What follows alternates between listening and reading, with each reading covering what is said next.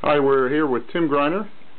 Tim, what is a carbon footprint, and why is it important to track it?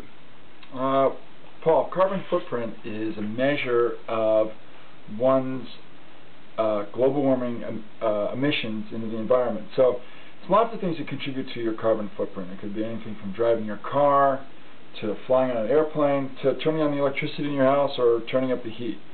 So all of those things contribute to your carbon footprint. There's things beyond that, though, such as carbon embedded in the foods you purchase, or in some of the goods you buy, because energy went into making those products, be it a chair or a cell phone, or even some paper you might purchase to put in your printer.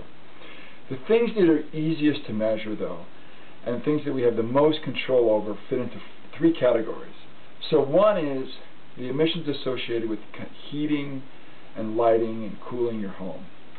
And so when you use oil or turn on the electricity, fossil fuels are combusted, and those fossil fuels, when they're combusted, emit carbon dioxide. Carbon dioxide goes up into the air and it acts as this blanket that traps heat in our atmosphere, warming the planet. So that's one that's a clear category: heating, cooling, electricity in your home. The second category is your ground transportation. It's really your car.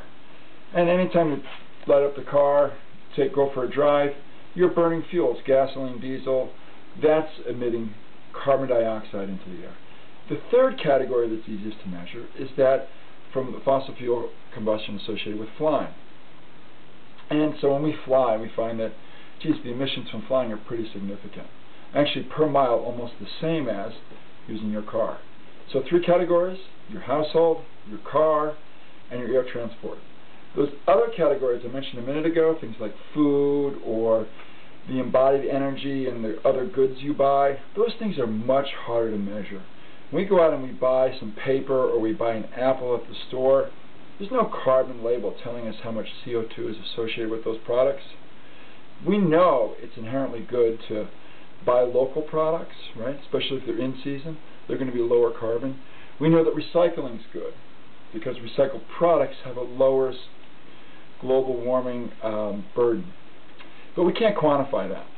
So while we might track that stuff, it's harder for us to quantify and figure out kind of how we're doing over time. But if we track those three other categories that I mentioned, then we're going to be really hitting the most significant aspects of our footprint. That's great. Thank you, Tim.